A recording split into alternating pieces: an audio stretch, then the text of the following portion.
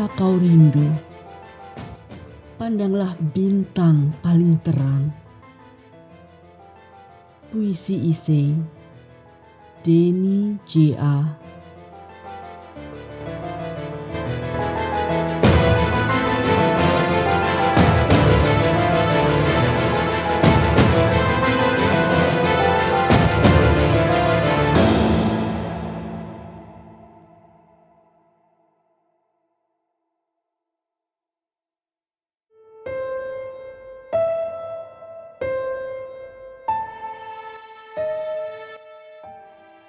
Rindu yang dalam, yang perih, yang hening, di bawah angin, menyelinap, meniup daun-daun pohon jambu, menggoyang kabel-kabel tiang listrik, di Sampang Madura. Di satu malam di tahun 2003. Ini area pengungsian.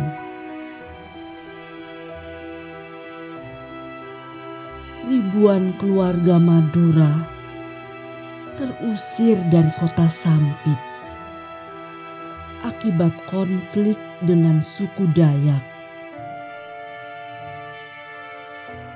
Di area pengungsian itu,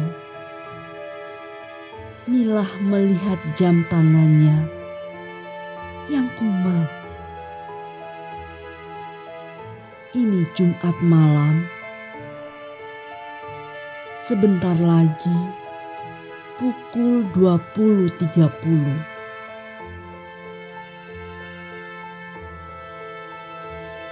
Sejak 2 tahun lalu, setiap Jumat malam, Milah kerjakan ritual ini. Pukul 20.30, ia menatap bintang paling terang. Sambil hatinya berdoa, menjerit dalam bisu, Tuhan, pertemukan aku dengan suamiku. Kumohon sangat. Berapa Jumat malam lagi aku harus menunggu? Ini sudah Jumat malam yang ke-120.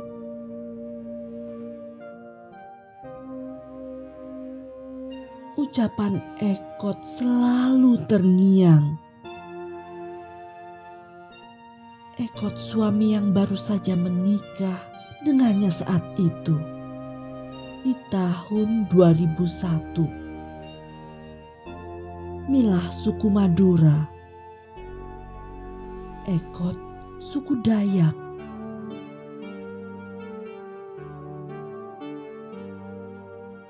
Milah kini terdampar di Sampang. Ekot kini entah di mana di kota Sampit. Ujar Ekot, Milah, jika suatu hari nanti kita terpisah dan kita sama-sama rindu, selalu ingat ini. Jumat malam pukul 20.30, dimanapun dirimu berada, hentikan kegiatan. Lihatlah langit, cari bintang yang paling terang. Terus tataplah bintang itu. Kirim rasa rindumu. Pada waktu yang sama, dari tempatku, dimanapun aku berada, aku juga akan menatap bintang paling terang itu. Kukirim juga rinduku. Kita menatap bintang yang sama, di waktu yang sama, dari jarak yang jauh. Akan terasa kita saling menatap dalam bisu, tanpa bicara. Itulah tatapan yang paling dalam.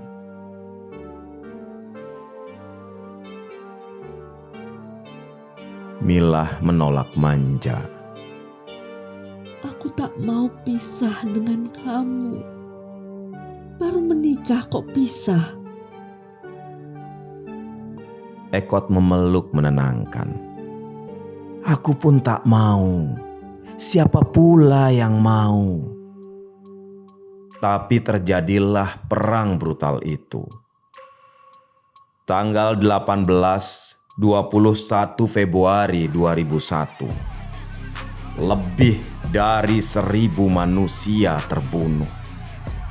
Sampit menjadi gila. Arwah leluhur dari penjuru menguasai langit. Panglima burung dari ratusan tahun lalu hadir kembali. Dengan mandau di tangan, suku Dayak memancung lebih dari 100 kepala Madura. Lebih dari 100.000 suku Madura harus mengungsi. Keputusan ini cepat sekali. Dengar Mila, Kata ayah Ekot. dirimu dan keluargamu harus pergi keluar dari Sampit. Kau tak bisa dulu ikut Ekot, walau ia suamimu. Kau orang Madura, kepalamu bisa dipancung. Ekot menyela. Ayah, aku suami Milah yang sah. Bagaimana jika aku ikut Milah dan keluarganya mengungsi? Kini giliran ayah Milah yang bicara. Renungkan ini, Ekot. Kau sudah kuanggap anakku sendiri. Tapi kau orang Dayak. Suku Madura sedang luka dan terpana. Mereka akan membalas dendam. Walau kau menantuku, kau bisa dibunuh.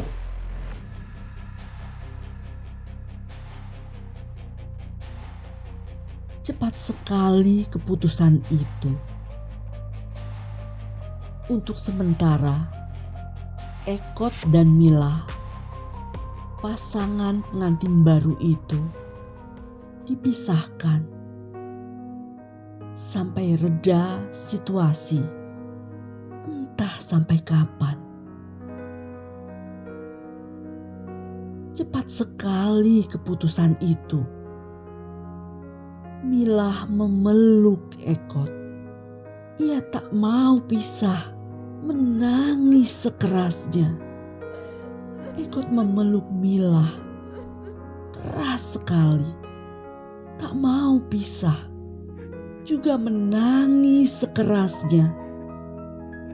Dua ayah memisahkan mereka, menenangkan mereka.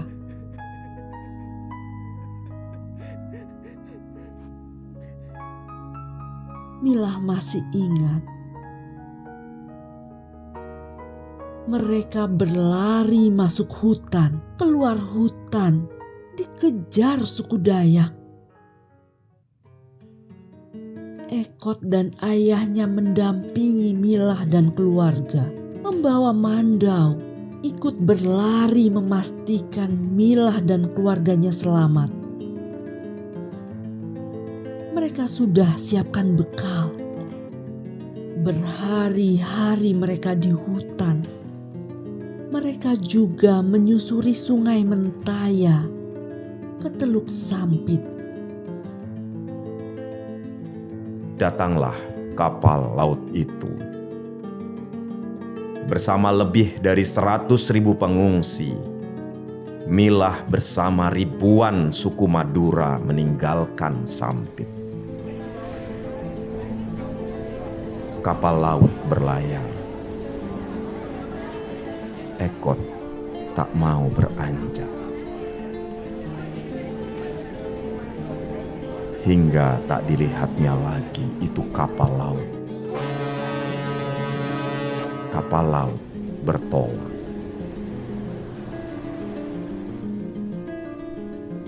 Milah tak mau pergi dari geladak kapal. Hingga tak dilihatnya lagi itu daratan.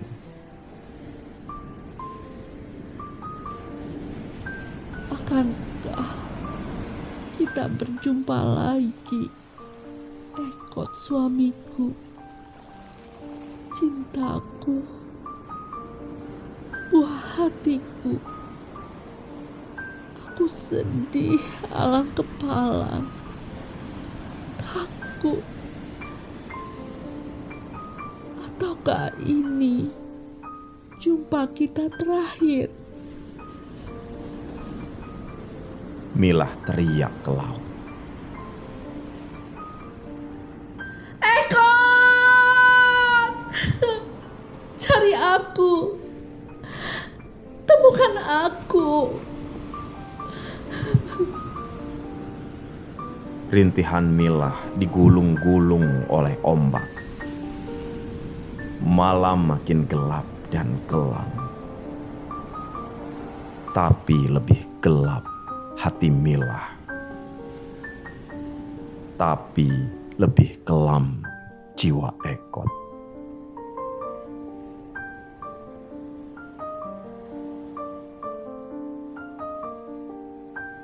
Di Sampang, oh di Sampang,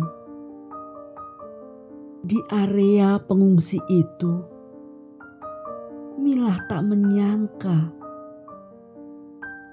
ia lebih banyak makan umbi-umbian. Beras sulit dicari, tak pula diduga ia hidup di petak 2,5 meter kali 3 meter, tanpa kasur, tanpa lemari. Hidupnya di Sampit dulu jauh lebih manusiawi. Milah melihat hamparan itu. Astaga, puluhan ribu pengungsi, semua dari Sampit, semua terusir. Semua Madura. Langit di sini jauh lebih murka. Malam lebih menderita. Siang juga lebih lesu. Tanya Milah, sampai kapan aku kuat? Di sini, setiap pagi Milah harus ke ladang, mencabut ketela, menanam jagung, mengambil kacang panjang. Setiap pagi pula, Milah memberi makan sapi. Itu bukan sapinya, itu milik juragan. Ia membantu keluarga Milah. Milah ingin balas budi. Oh, celaka. Tiba musim kemarau. Sumber mata air sungai kering. Tapi tiada pilihan.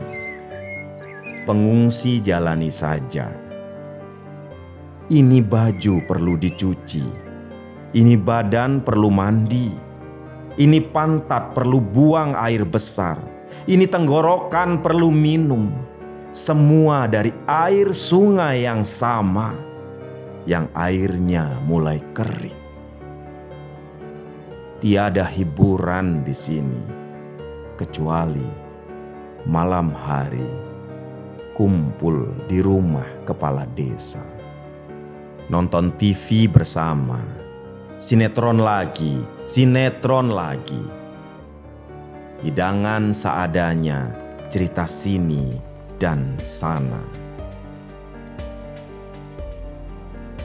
Dan lihatlah penguasa Sampang ini. Awalnya pengungsi disambut hangat, lalu tibalah mereka bicara. Para sanak saudara, kami tak bisa berlama-lama menampung. Kami sendiri serba kekurangan.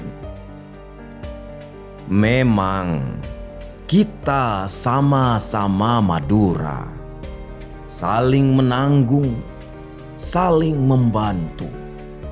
Tapi kalian pengungsi terlalu banyak, terlalu lama.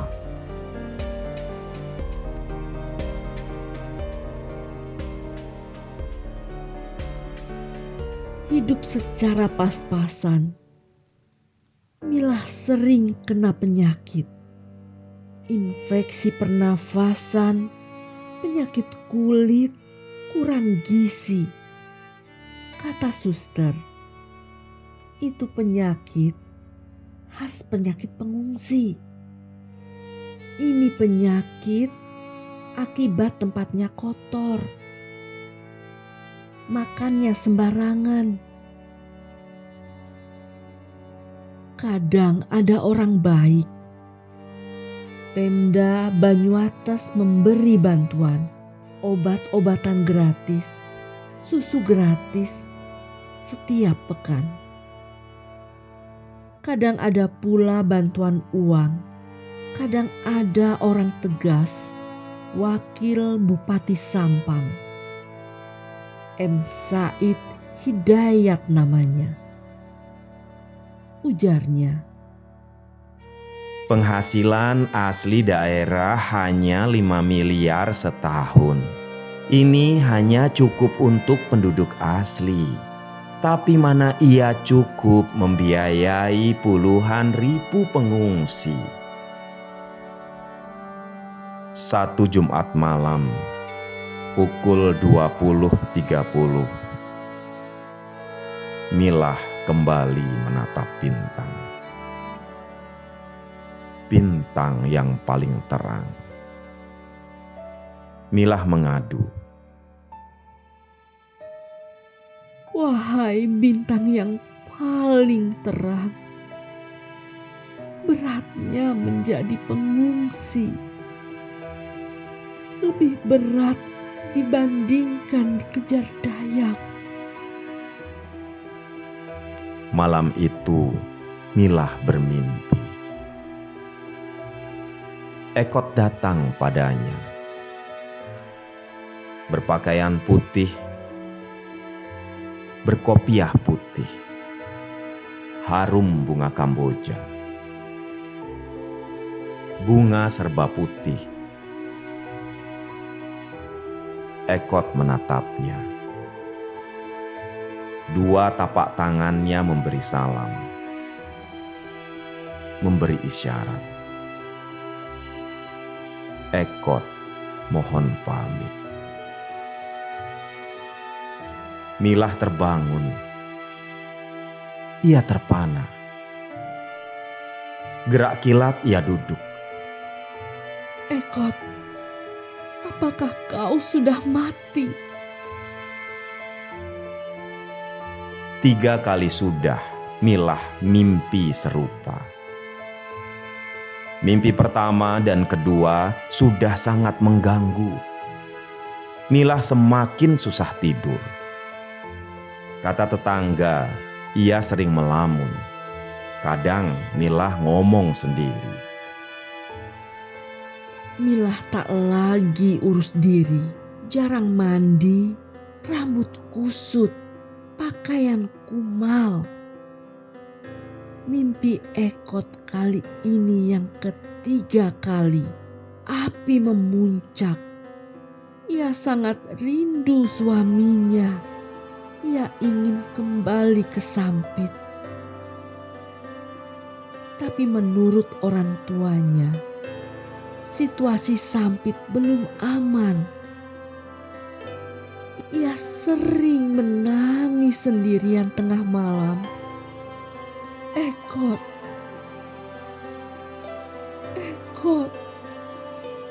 aku sudah tak kuat. Aku rindu kamu. Peluk aku, Ekot. Tengah malam itu juga, Milah keluar rumah petak. Ia berlari kencang sekali. Air matanya banyak sekali. Milah berteriak kencang. Ekot! Ekot! Jangan tinggalkan aku. Jika kau pergi ke alam baka, ajak aku. Aku ikut. Ekot!